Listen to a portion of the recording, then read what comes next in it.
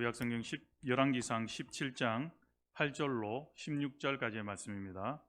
구약성경 544면쯤에 있습니다. 다 찾으신 줄 알고 한 절씩 교독하시고 16절 마지막 절은 다 같이 합독하도록 하겠습니다. 여호와의 말씀이 엘리야에게 임하여 이르시되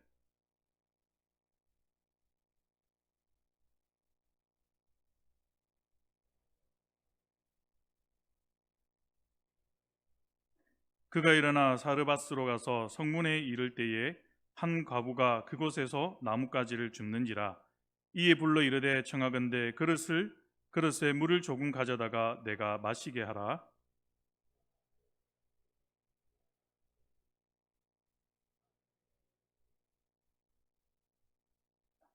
그가 이르되 당신의 하나님 여호와께서 살아계심을 두고 맹세하노니 나는 떡이 없고 다만 통에 가루 한 움큼과 병에 기름 조금뿐이라. 내가 나뭇가지 둘을 주어다가 나와 내 아들을 위하여 음식을 만들어 먹고 그 후에는 죽으리라.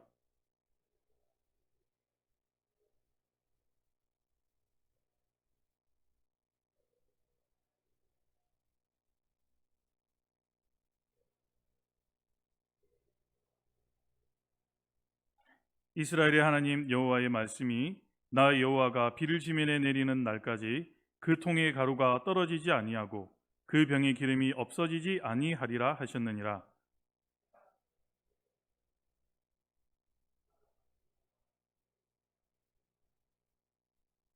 여호와께서 다 같이 읽겠습니다. 여호와께서 엘리야를 통하여 하신 말씀같이 통의 가루가 떨어지지 아니하고 병의 기름이 없어지지 아니하니라. 아멘. 여러분, 제가 사역한 교회는 그렇게 많지는 않지만 제가 사역한 교회 중에 저희 교회의 모든 분들이 스타일이 제일 멋진 것 같습니다. 거짓말 아닙니다. 영상으로 당하고 있기 때문에 사실입니다. 옆에 계신 분과 인사하겠습니다. 정말 멋지고 아름답고 사랑스럽습니다. 이렇게 인사하겠습니다. 네. 네. 주의 은혜가 충만합니다. 이렇게 한번 더 인사하겠습니다. 네. 우리 가족 같아요. 여러분, 기적은 여러분들의 삶에 어떤 기적을 보았습니까? 저는 개인적으로 저의 삶에서 기적은 제가 예수님을 믿는 겁니다. 네, 아직도 믿지 않는 분들이 있지만 저의 삶의 기적은 제가 예수님을 믿는 겁니다. 제 스스로도 그렇고요. 급하고 강한 바람처럼이라는 책이 있습니다. 제가 예전에 한번 말씀을 드린 적이 있었던 것 같은데 이 급하고 강한 바람처럼이라는 책이 1권 2권이 있는데 이 인도네시아 티모르섬에 작은 마을이 있습니다. 그곳에서 오순절에 일어났던 사건들이 그대로 일어나고 있어요. 유튜브 영상에 검색에다가 급하고 강한 바람처럼이라고 이렇게 검색을 하시면 거기에서 경험했던 확실히 기적을 보았던 사람이 나와서 그 책을 그대로 소개합니다. 그곳에서 죽은 사람이 살아나는 사건이 있고요. 또 병든 자가 일어나고 낫게 되는 놀라운 역사들이 그곳에서 그대로 기적들이 일어나고 있다는 것입니다. 그런데 그 기적이 중요한 것이 아니라 그것을 간증하는 사람이 이야기하는데 그 기적을 통해서 2만 명 이상이 죽게 돌아오고 예수님께 회개하는 놀라운 역사가 있다는 것입니다. 그뿐만이 아닙니다. 필리핀이라는 어느 곳에서 이 책을 출판하게 됐는데 이 책이 나간 이후에 예수님께 돌아온 자가 몇 명이었냐면 250만 명 이상이라고. 하나님의 놀라운 기적들이 우리가 보이지 않는 여러 오지의 땅에서 그곳에서 하나님께서 역사하시고 예수님께서 있었던 그 당시뿐만이 아니라 지금도 이 땅 가운데 하나님의 기적은 일어나고 있다는 사실입니다. 오늘 본문 말씀은 우리가 배경을 조금 보면 하나님의 선민인 이 이스라엘 백성들이 이제 북쪽에 있는 이스라엘과 남쪽에 있는 남유다로 갈라진 상태에서 이 북이스라엘에 있는 그 7대 왕이 누구입니까? 아주 하나님의 관점에서 보는 이 아하방은 너무나도 악한 왕이었습니다. 원래 북쪽 나라 이스라엘은 나라를 세운 이 여로보암 왕 때부터 우상을 계속 섬기고 왔었어요. 그런데 그보다 더 우상을 잘 섬기는 이 아합 왕이 7대 왕으로서 지금 북왕국 이스라엘을 다스리고 있는 시대적 배경이었다는 것이죠. 그런데 거기에 자신의 아내를 맡는데 자신의 아내 누구입니까? 이세벨이었습니다. 이 이세벨은 온 나라에 바알과 아세라상을 만들어서 우상 숭배를 강요하고 이에 반대하는 사람들은 처참하게 죽였다라는 것입니다. 여러분, 남자보다 여자가 더 무섭습니다. 원래 이런 말이 있잖아요. 여자가 한을 품으면 온유에도 서리가 내린다. 여자가 더 무서워요. 저희 와이프도 있는데 네. 무서워해야 되겠죠, 그죠? 네. 그래서 이 이세벨은 너무나 악했다라는 것이죠. 이 아하방과 이세벨이 부부가 그냥 궁창 잘 맞은 거예요. 그러니까 하나님이 보는 관점은 뭐 사람을 지고 뭐 그런 것도 악한 거지만 우상을 섬겼다는 것이죠.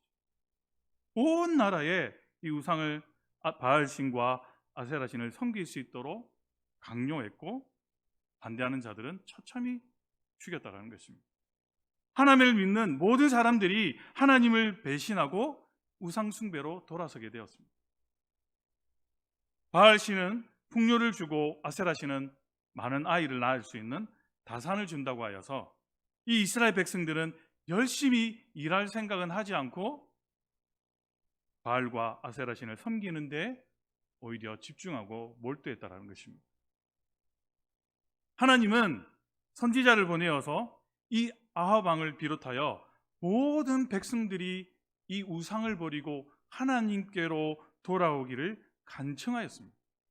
그럼 백성들이 어떻게 해요? 그걸 듣고 돌아왔습니까? 아닙니다. 너희들은 떠들어라. 나는 모르겠다.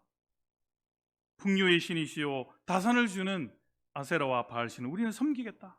하나님이 아무리 간청하고 선지자를 보내어도 이 이스라엘 백성들은 듣지 않았습니다. 결국 하나님이 이스라엘 나라를 치시기로 이렇게 작정을 하시고 엘리야 선지자를 아하방에 보내어서 어떤 하나님이 기근을 줍니까? 1년도 아니고 2년도 아니고 3년 반 동안 비를 내리지 않는 기근을 주십니다. 여러분, 한 달만 비가 안 와도요 물가가 막 하늘 높은 집으로 치솟고요. 너무나 우리가 경제가 어려워진다는 거예요. 그런데 1년도 아니고 2년도 아니고 3년 반 동안 하늘에서 물 한 방울 내리지 않았습니다. 여러분, 지금 세계가 얼마나 지금 기후 변화로 인해서 어려워하는 줄 아닙니까? 지금 영국에는 40도 이상 49도까지 올라간다더라고요. 사람들이 더위 때문에 지금 어려움을 겪고 있습니다. 우리나라가 얼마나 축복 속에 있는지 몰라요. 3년 반 동안이나 기근이 있을 것을 이 하나님께서 이 엘리야를 보내서 경고했지만 많은 사람들은 그것을 깨닫지 못하고 어떻게 됩니까? 더욱 악을 행했다는 것입니다. 여러분, 사람이 악을 행하면요 한없이 빠집니다. 한없이. 아무리 하나님의 말씀이 능력이 있어도요 한없이 악이 빠지는 백성들한테 무의미하다는 거예요. 돌아오지 않습니다. 그래서 하나님은 말씀하십니다. 이사야 1장 3절에서 6절까지 이렇게 말씀합니다. 소는 그 임자를 알고 나귀는 그 주인의 구유를 알건만은 이스라엘은 알지 못하고 나의 백성은 깨닫지 못하는도다 하셨도다. 슬프다 범죄한 나라요 허물진 백성이요 행악의 종자요 행위가 부패한 자식이로다. 그들이 여호와를 버리며 이스라엘의 거룩하신 이를 만유리 여겨 멀리하고 물러갔도다. 너희가 어찌하여 매를 더 맞으려고 폐역을 거듭하느냐. 온 머리는 번들었고 온 마음은 피곤하였으며 발바닥에서 머리까지 성한 것이 없이 상한 것과 터진 것과 새로 맞은 흔적뿐이거늘 그것을 짜며 싸매며 기름으로 부드럽게 함을 받지 못하였다. 이 말씀을 아주 쉽게 풀이하면 이런 거예요. 부모가 자식에게 이 말 좀 들어라. 왜 말을 안 듣노? 내가 몇 번 말하는 좀 말 좀 들어라. 거듭 말해도 자식이 말을 안 듣습니다. 그러니까 하나님이 매를 드는 것이죠.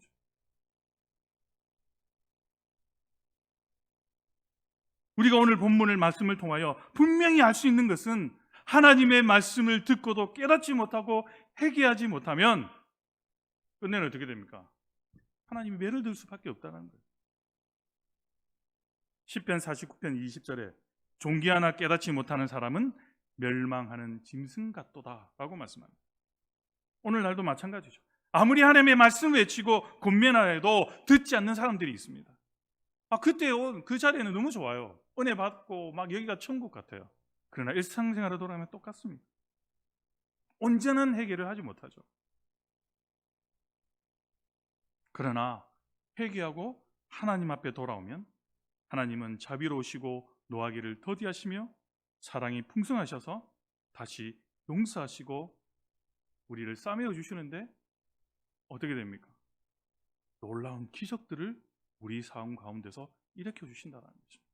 정말 우리가 생각대로는 되지 않을 것 같은데 하나님 앞에 잘못했습니다 회개하며 돌아갔을 때 하나님께서 그것을 야 네가 잘못했어 너 정말 못됐네 라고 하는 것이 아니라 돌아왔구나 정말 내 사랑하는 아들아 딸아 하나님께서 싸매어 주시고 고쳐주시고 만져주신다는 것입니다. 그런데 그것이 어떨 때는 우리의 삶 속에서 놀라운 기적들로 나타난다는 것이죠. 호세아 6장 1절에서 이렇게 말씀합니다. 오라 우리가 여호와께로 돌아가자. 여호와께서 우리를 찢으셨으나 도로 낫게 하실 것이요 우리를 치셨으나 싸매어 주실 것이다. 이런 경험들을 아마 우리가 다 해보셨을 것입니다. 이스라엘의 날에는 엘리야의 예언대로 하나님의 말씀대로 온 나라에 가뭄이 들었습니다. 한 달이 지나도 두 달이 지나도 1년이 지나도 비가 내리지 않습니다. 3년하고도 반년이나 되죠. 우리나라는 한 달만 비가 나오지 않아도 가물어도 난리법석입니다.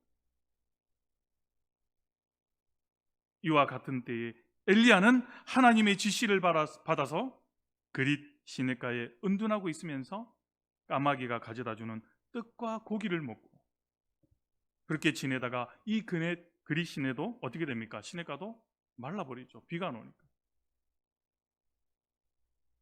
하나님은 엘리야를 시돈 나라, 그러니까 이세벨의 고향인 이 시돈 나라 사르밧 동네로 보냅니다. 그런데 이 시돈 나라가요 엄청나게 우상이 많은 도시였어요. 그러니까 이세벨이 자기가 왕비가 되고 나서 자기가 섬겼던 우상들을 막 섬기는 게 아닙니다. 그래서 우리는 배우자를 잘 만나야 돼요. 여하튼 이 한 가부를 하나님께서는 이 엘리야를 통해서 만나게 해주셨습니다. 그 가부가 누구인지 성경에는 정확하게 이름이 기록되어 있지는 않습니다.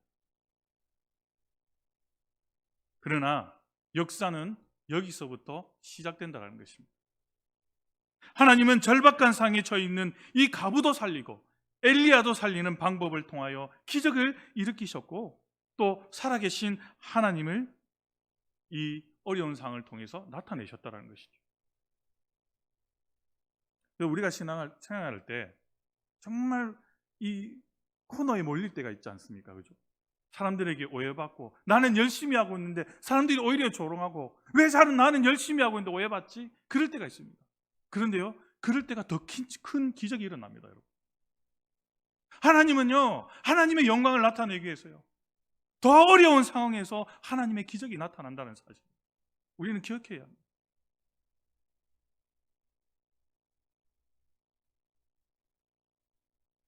하나님은 가부도 살리고 엘리야도 살리며 그것을 통해서 하나님의 살아계심을 나타내신다는 것이죠. 그 기적은 오늘날의 우리에게도 반드시 일어나야 할 기적인 줄로 믿습니다. 그래서 오늘은 하나님께서 이 사르밧 가부에게 일어난 세 가지의 기적에 대해서 하나님이 일으키신 기적을 통해서 우리가 은혜를 나누도록 하겠습니다. 첫 번째 기적은 물 항아리의 기적입니다. 엘리야가 아하방을 피하여서 숨어있던 이 그릿 시내 물이 오랜 가뭄으로 완전히 말라버리자 하나님께서는 엘리야에게 새로운 이 도피처를 마련해 줍니다. 그것은 바로 시돈 나라의 사르밧 마을인데 이 사르밧은 아까 제가 말씀드린 것처럼 소위 우상 숭배의 본거지였습니다. 아니 그러면 하나님께서 도피처를 주시려고 하면 정말 하나님이 잘 믿는 그런 도시에다가 보내주셔야 되지 않습니까? 그런데 이 우상 숭배가 우글우글거리는 이방 나라에 보내셨다는 거예요. 엘리야는 이곳에서 한 가부의 음식을 받도록 하나님께서 예비하고 계셨습니다. 그런데 엘리야 선지자가 이 사르밧 가부의 집에 도착하여 보니까 그 집에 남을 도와줄 만한 재력이 있습니까? 없습니까? 없지요. 하나님께서 도피조로서 보내주는데 아니 먹을 것이 없어요. 더 어려운 가정에 하나님께서 이 가부의 집에 보내셨어요. 이해할 수가 없죠. 너무나 가난한 집이었습니다. 오랜 가뭄으로 인하여 더 이상 먹을 것을 찾을 수가 없고 구할 수도 없는, 정말 마지막 남은 그 밀가루 한 움큼으로 떡 한 조각을 만들어 아들을 먹이고 이제는 이것만 마지막으로 묻고 죽기를 기다리고 있었던 것이었죠. 근데 이곳에 하나님께서 보내주셨다는 것이 참 이해할 수 없습니다. 이와 같은 형편의 엘리야를 하나님께서 보내셨죠. 나뭇가지를 줍고 있는 가부에게 엘리야는 물을 좀 달라고 합니다. 본문 오늘 10절에 그가 일어나 사르밧으로 가서 성문에 이를 때에 한 가부가 그곳에서 나뭇가지를 줍는지라. 이에 불러 이르되 청하건대 그릇에 물을 조금 가져다가 내게 마시게 하라. 당시 물은 피와도 같은 것입니다. 여러분, 제가 요즘에 이제 기도하면서 좀 느낀 게 뭐냐면은, 저는 좀 사업 수단이 별로 없어요, 저는. 그런데 나중에 보니까요, 제가 이렇게 기름을 주유하는데 가만히 기름을 주유하고 가만히 멍하게 생각하는데 머리에 문득 드는 생각이 있어요. 야, 이게 물 사업하면 나중에 대박 터뜨리겠다 싶은 거예요. 여러분, 마스크가 이렇게 뭐 대박 터질 줄 알았습니까? 몰랐잖아요. 나중에 이 물이 기름보다 더 비쌀 것 같아요. 조그만 가뭄의 이상 기후에 이 물이 나중에는 완전히 금값처럼 팔릴 것 같아요. 그건 제 생각입니다. 혹시나 야, 목사님 말씀이 하니까 나도 물 장사해야지 생각하시면 이게 행동하시면 안 됩니다. 그게 제 생각입니다. 요즘에는 그 해수 바다를 물로 끌어들여갖고 그를 정수해서 만드는 나라들이 있잖아요. 물이 잘 없어서 가뭄이 잘 일어나는 나라는 그 기술도 우리나라에서 한다고 합니다. 여하튼 당시에 이 물은 피와도 같고 생명과도 같았습니다. 가뭄이 3년 반 동안 생기니까 3년 반이나 가뭄이 계속된 때에 물 한 그릇이라면 얼마나 귀한가를 우리는 잘 알 수 있죠. 사람은 물을 먹지 못하면 살 수가 없습니다. 왜냐하면 우리 몸에 물이 70%나 있거든요. 그리고 이 물이 피를 만들게 돼요. 피는 곧 생명이지 않습니까? 물은 평범한 것이지만 아주 소중한 것입니다. 물은 사람뿐만이 아니라 동물이나 식물 모두가 물이 있어야 살 수가 있죠. 그래서 하나님께서는 세상을 처음 창조하실 때 처음 빛을 만드시고 두 번째 물을 만드셨다는 것입니다. 그만큼 귀한 겁니다. 뭐 우리가 창세기 이제 꼭 하나님이 쭉 이제 세상을 창조하시면서 느끼는 건 또 뭡니까? 사람을 제일 뒤쪽에 6번째 날에 만들었잖아요. 하나님께서는 그만큼 사람을 사랑한다는 것을 창세기 1장부터 알 수 있어요.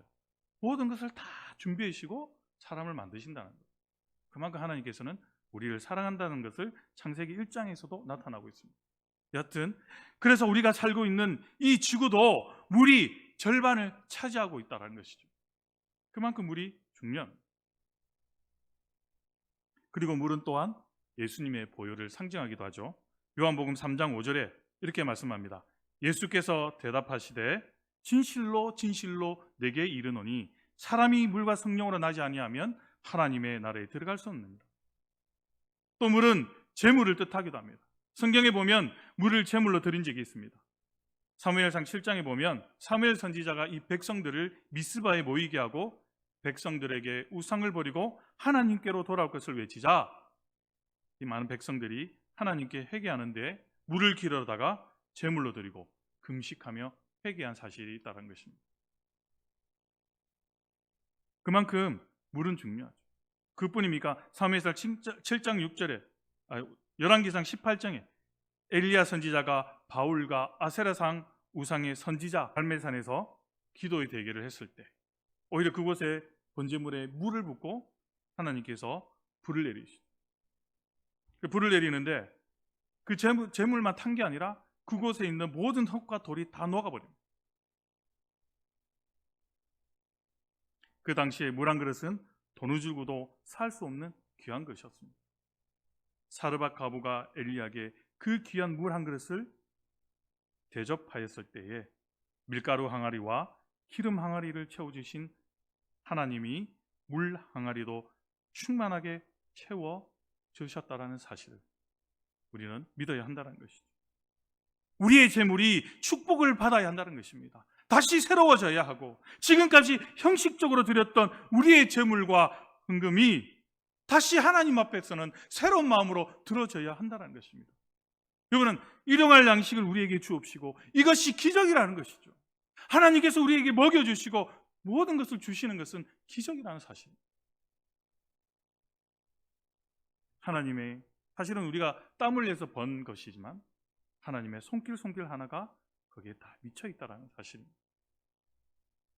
정말로 절박한 중에서도 드릴 수 있는 재물이 될 때에 그 재물이 하나님께 상달되어서 이 사르밧 과부의 물 항아리의 기적이 일어난다는 사실을 우리는 믿어야 한다는 것입니다. 그런데 여기서 보면 하나님께서 과부에게 보내셨습니다. 여기서 또 하나님의 마음을 우리가 알 수 있죠. 많은 사람들이 있었지만 하나님은 한 과부를 택하셨습니다. 남편을 잃고 살아가는 그 과부를 하나님께서는 생각하시고 기억하시고 사랑하신다는 것입니다. 그래서 우리가 교회가 특별히 우리 이웃을 도울 때는 독거노인이나 홀로 계신 분들, 이런 분들을 도와야 합니다. 그곳에 하나님의 놀라운 마음들이 그곳에 있다는 것이죠. 자, 두 번째 기적은 밀가루 항아리의 기적입니다. 밀가루는 육신의 양식이죠. 사람은 먹지 않고서는 살 수가 없습니다. 저도 밀가루 음식을 너무 좋아합니다. 물도 먹지 않고서는 살 수 없듯이 양식도 우리가 먹지 않고서는 살 수가 없습니다. 기력이 없어집니다. 그러니까 밀가루는 이때의 이스라엘 백성들에게는, 이 나라 백성들에게는 주식과도 같았습니다. 그들의 생명과 질게되는 것이었죠. 사람들은 그래서 무엇을 먹을까 하여 온갖 수단과 방법을 다 동원하였습니다. 그 중에는 수고하여 대가를 얻으려고 하지 않고 부정한 방법으로 욕심을 부려서 많은 것을 가지려고 하는 사람도 있습니다. 그러나 하나님을 경외하는 사람은 수고한 대로 거둔다라는 사실을 우리는 그 원리를 기억해야 합니다. 시편 128편 2절에 내가 내 손이 수고한 대로 먹을 것이라 내가 복되고 형통하리로라. 엘리야는 물을 가지러 가는 이 사르밧 과부에게 떡도 한 조각 가져다 달라고 그렇게 부탁합니다. 이 말에 과부는 대답하기를 당신의 하나님 여호와의 사심을 가리켜 내가 맹세하노니 나는 떡이 없고 다만 통에 가루 한 움큼과 병에 기름 조금뿐이라 내가 나뭇가지 두엇을 주워다가 나와 내 아들을 위하여 음식을 만들어 먹고 그 후에 죽겠다라고 그렇게 대답을 해요. 엘리야가 얼마나 가슴이 아프겠습니까? 마지막 남은 그 음식, 그걸 먹고 자신의 아들과 죽겠다라는 것입니다. 이 사르밧 과부가 여호와 하나님의 사심을 가리켜 맹세한다라고 말씀하죠. 자, 이 고백을 보게 되면 그녀가 신실한 여호와의 하나님을 향한 신앙을 가지고 있었음을 알 수가 있는 대목입니다. 이는 흑암과 같은 이방 땅에서 믿음을 지키기에 얼마나 어려웠다라는 것을 이 말씀을 통해서 알 수가 있다는 것입니다.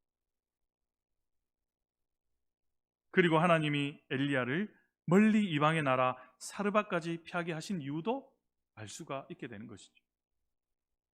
하나님께서는 이 사르밧 과부의 형편과 신실한 신앙을 아시고 엘리야를 그에게 보내주셨다는 것이죠.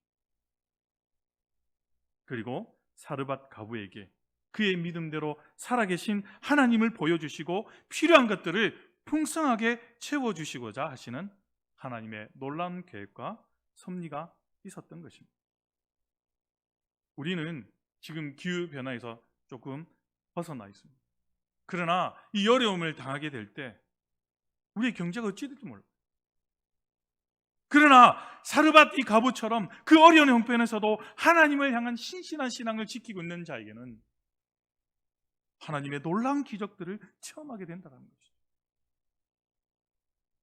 오늘 본문 13절과 14절에서 엘리야는 사르밧 가부에게 또 말하기를 두려워하지 말고 가서 내 말대로 하려니와 먼저 그것으로 나를 위하여 작은 떡 한 개를 만들어 내게로 가져오고 그 위에 너와 내 아들을 위하여 만들라. 이스라엘 하나님 여호와의 말씀이 나 여호와가 비를 치면 내리는 날까지 그 통에 가루가 떨어지지 아니하고 그 병에 기름이 없어지지 아니하리라 하셨느니라 라고 말씀합니다. 이 말에 그 가부는 더 이상 아무 말도 하지 못하고 엘리야의 말에 순종하게 됩니다. 곧 하나님의 말씀으로 듣게 됩니다. 본문 15절 말씀에 그가 가서 엘리야의 말대로 하였더니 그와 엘리야와 그의 식구가 여러 날 먹었으나 여호와께서 엘리야를 통하여 하신 말씀같이 통의 가루가 떨어지지 아니하고 병의 기름이 없어지지 아니하니라. 여러분, 우리는 엘리야처럼 하나님께서 보내시는 곳이 어디입니까? 우리가 엘리야처럼 하나님께서 계획하시고 보내시는 곳이 어디인지 아는 것입니다. 그것을 기억해야 합니다. 내가 정말 하나님께서 해야 할 일이 무엇인가? 하나님, 내가 여기 있습니다. 어려운 가운데 나를 보내주시옵소서. 하나님의 마음이 있는 곳에 나를 보내주시옵소서. 그 믿음대로 순종하며 나아갈 때 하나님께서 놀라운 기적들을 우리에게 보여주신다는 것이죠. 우리의 사업장과 우리의 직장에 하나님의 놀라운 채워주심이 있다는 것입니다. 하나님은 겨자씨 하나만 한 믿음만 있어도 그것을 찾아가셔서 역사하시고 기적을 이루어 주신다는 것입니다. 사르밧 가부는 이 엘리야의 말대로 믿었습니다. 믿음이 없이는 할 수 없는 일이죠. 믿음이 없이는 하나님을 기쁘시게 할 수 없다고 말씀하지 않습니다. 믿음이 있는 곳에 기적의 역사가 오늘날에도 일어난다는 것입니다. 사랑하는 여러분, 요즘 이전에도 코로나 사태도 그렇고 너무나 사람들이 어렵다고 합니다. 마치 이스라엘 나라의 아하방 시대와 같이 어려운 시대입니다. 모두가 먹을 것이 없어서 굶어 죽는 시대 중에서도 유독 한 사람, 이 사르밧 가부에게는 그 3년 반의 기근이 다 지나도록 물질적으로 궁핍하지 않은 풍성한 축복을 받았다라는 그 사실. 그 이유는 믿음으로 하나님의 종 엘리야의 말씀을 믿고 순종하였기 때문입니다. 결코 부자라서 남아돌아서 그렇게 한 것이 아닙니다. 자기의 생명과 또는 하나밖에 없는 외아들에게 마지막에 주려고 하였던 그 떡 한 조각을 엘리야에게 대접한 것이었죠. 하나님은 믿음대로 이루어 주시고 행한 대로 갚아 주시며 심은 대로 거두게 하신다는 것을 우리는 믿어야 한다는 것입니다. 요한복음 6장에서 예수님께서 벳세다 들녘에서 보리떡 5개와 물고기 2마리를 가지고 5,000명을 먹이시는 놀라운 기적들을 행하신 기록이 있습니다.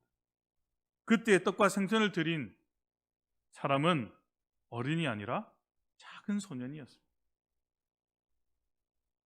자기가 점심으로 가지고 왔던 것을 예수님께서는 그것으로 축사하시고 수많은 5,000명을 먹이셨던 그 사건.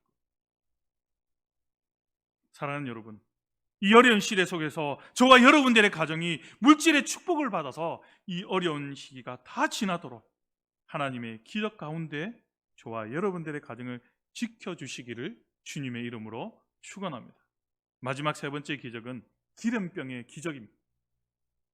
기름은 우리들의 생활 속에서 그 용도가 이렇게 대단히 광범위하게 사용되죠. 기름은 그 용도에 따라서 크게 공업용과 또 식용으로 구분할 수가 있습니다. 공업용으로 기계를 움직이는 데 사용되고 연료로도 사용되죠.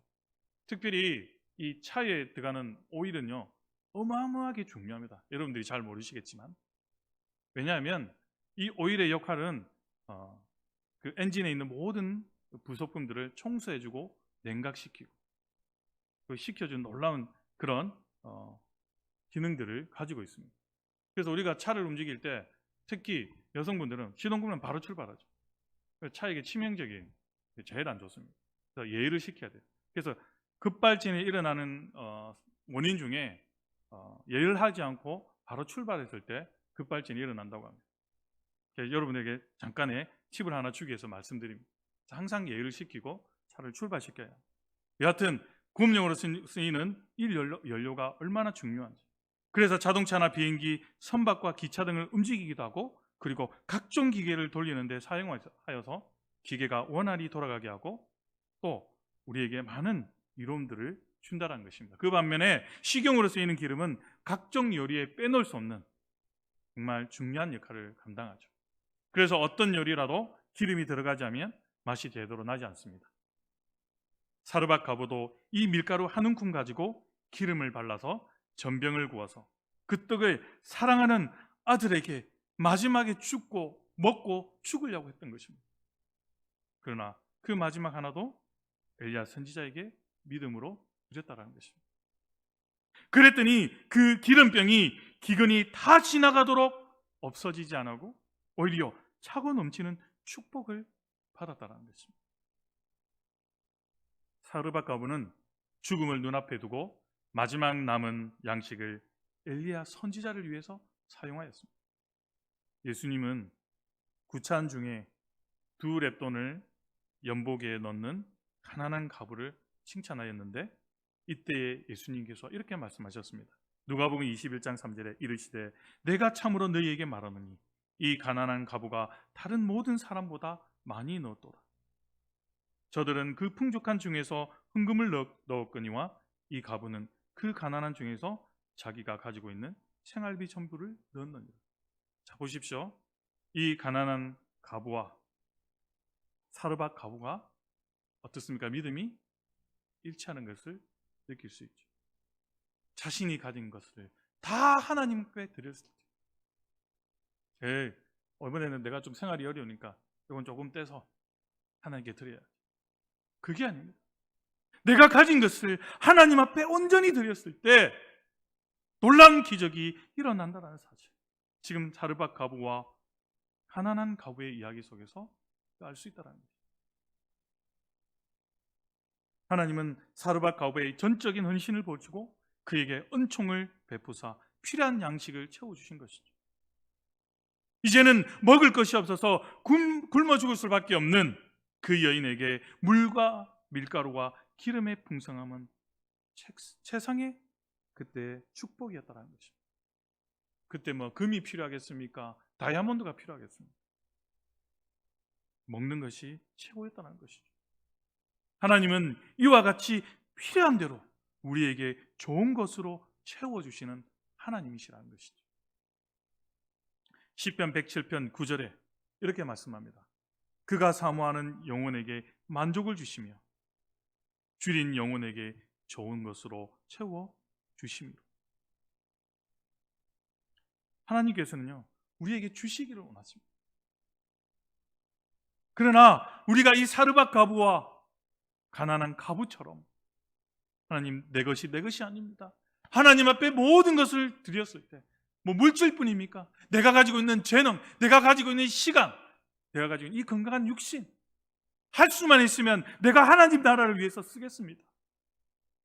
그 또한 그것을 통해서 하나님께서 놀라운 기적들을 일으켜 주신다는 사실. 모든 성도님들이 다 헌신하고 봉사하시겠지만, 제가 특별히 요즘에는 조금 좀 게을러서 그런지 모르겠는데 왔다 갔다 하다 보니 식당 주방에서 꼭 기도하고 갑니다. 목사님께서 그렇게 지시하셔서 그냥 하는 겁니다.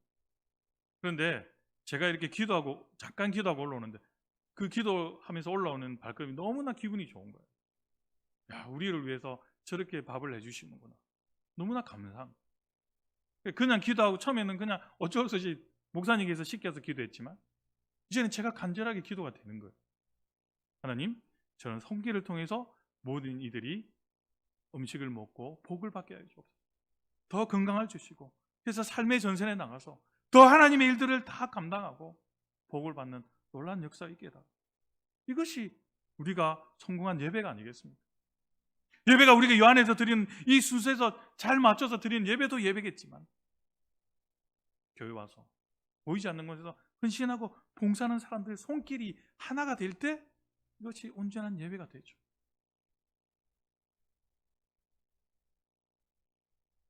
사랑하는 성도 여러분, 사렙다 가부가 살던 그 시대는 지금 우리가 사는 시대와는 비교할 수 없는 악조건의 시대였고 참으로 살기 어려운 세상이었습니다.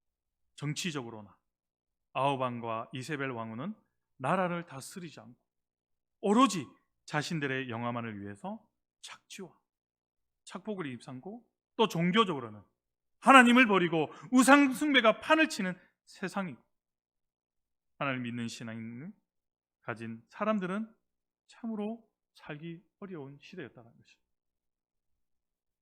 잡히기만 하면 바로 죽을 수밖에 없는 그런 상황이었다는 것이죠.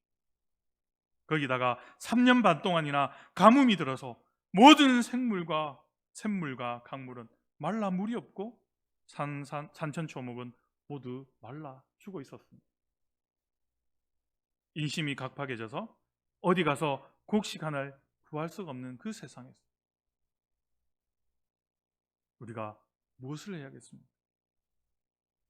이와 같은 때에는 남에게 또 빼앗아 자기가 먹고 살려고 할 때라는 것이죠. 심지어 열왕기하 6장 24절의 이하에서 말씀을 보게 되면 이스라엘의 제9대 왕 요람 시대에 아람 나라가 이스라엘을 또 쳐들어와서 사마리아 성을 포위하여서 먹을 것이 없을 때에 두 여인이 공모를 하여서 어떻게 됩니까? 자기 자식을 삶아 먹는 아주 악한 사건이 일어나게 됩니다. 이와 같이 사람이 굶주리면 눈에 보이는 것이 없게 됩니다. 이성을 잃어버리게 됩니다. 그런데 하물며 남을 도울 수가 있겠습니까? 여러분, 이 사르밧 가부가 여러분 이 믿음이 그냥 믿음이 아닙니다. 제일 우리가 고통스러운 게 뭔지 압니까? 굶는 거예요, 굶는 거. 근데 그걸 믿음으로 순종했다는 거예요. 사르밧 가부는 그 어려움 속에서도 하나님의 종 엘리야를 먼저 대접하였다는 것입니다. 그래서 그의 가정은 기적이 일어났던 것입니다. 조금 우스갯소리를 좀 웃긴 이야기, 유머이지만 이 말씀을 예화로 말씀을 마치도록 하겠습니다. 장한 어머니 상이나 아버지 상과 마찬가지로 장한 남편을 위한 시상식이 있었습니다. 시상을 마치고 수상한 남편들을 차례대로 인터뷰를 했습니다. 장려상 수상자에게 인터뷰를 했습니다. 그가 말하기를 아내에 의한 아내를 위한 남편이 되겠습니다. 그리고 동상을 수상한 자가 이렇게 말합니다. 아내가 나를 위해 뭘 해줄 수 있는지 생각하기 전에 내가 아내를 위해 무엇을 할지 먼저 생각하겠습니다. 그리고 은상을 수상한 자입니다. 나는 아내를 존경합니다. 고로 나는 존재합니다. 그리고 금상 수상자는 이렇게 말합니다. 나는 아내를 위한 역사적 사명을 띠고 이 땅에 태어났다. 여성들만 웃고 있죠. 네. 특별 수상자입니다. 니들이 아내를 알아? 그리고 공로상 수상자입니다. 원래는 웃어야 되는데 안 웃는 게 좀 이상합니다. 네, 공로상 수상자는 이렇게 말합니다. 나에게 아내가 있다는 것은 저를 두 번 죽이는 거예요. 네, 명예의 대상자입니다. 명예의 대상자, 내일 지구가 멸망한다 해도 나는 오늘 설거지와 청소, 도마질을 하겠습니다. 한때 유행했던 유머이지만 이 유머의 핵심은 아내에게 절대적 섬김과 복종이라는 사실이죠. 이 이야기를 들으면 저희 와이프는 너무나 기뻐할 것 같습니다. 이런 복종과 섬김이 각 가정에 있다면 유머 속의 이야기가 실제 기적을 일으키는 도구가 될 것입니다. 기적이라 함은 우리의 이성과 합리적인 이 사고를 뛰어넘어서 초자연적인 일이 일어났을 때를 말하는 것이죠. 믿기는 믿는데 가정과 공동체가 하나 되지 못하고 분열이 오고 합평하지 못한다면 무엇 때문일까 하는 의구심을 가질 때가 있습니다. 사람이 모인 곳이기에 생각이 같을 수 없고 감정의 동물이기에 하나 되지 못하는 것도 있겠지만 아내에게 충성심을 바랬던 웃긴 이 수상자들처럼 하나님을 믿는 100%의 믿음과 이 나아만 장군이 엘리사의 말만 듣고 요단강에 들어갔던 그 절대적인 말씀에 순종의 행함이 있다면 일상생활에서의 기적도 우리에게는 당연한 것입니다. 하나님이 기적을 일으키시는 주체자이시고 말씀인 성경의 내용을 담고 있기 때문이죠. 기적이 일어나지 않는다는 것은 자기 중심이 되어서 교만하고 하나님을 전적으로 믿는 믿음이 확신이 없기 때문입니다. 이런 기적들이 어쩌다 일어나는 초자연적인 현상이 아니라 일상의 기적이 되도록 우리는 노력하고 또 노력해야 합니다. 점점 더 코로나 사태가 우리에게 또 엄습해 오고 있습니다. 이때에 우리는 다시 하나님 앞에 나아가 하나님 앞에 얼굴을 구하고 그동안 하루하루가 축복이었음을 깨닫지 못했음을 회개하고 사람의 힘으로는 아무것도 할 수 없음을 깨닫고 서로 낮아져서 사랑하고 나누며 하나님께 항복하며 나아갈 때 초자연적인 기적이 아니라 일상생에서도 우리에게 일어나는 놀라운 기적들이 일어날 것입니다. 마지막으로 성경은 말씀합니다. 마태복음 8장 26절에 예수님께서 이르시되 어찌하여 무서워하느냐 믿음이 작은 자들아 하시고 곧 일어나사 바람과 바다를 꾸짖으시니 아주 잔잔하게 되거늘 그 사람들이 놀랍게 여겨 이르되 이가 어떠한 사람이기에 바람과 바다도 순종하는가 하더라. 바라기는 우리 평화교회 성도님들의 가정에도 삶에도 이와 같은 기적이 일어나기를 주님의 이름으로 간절히 소망합니다.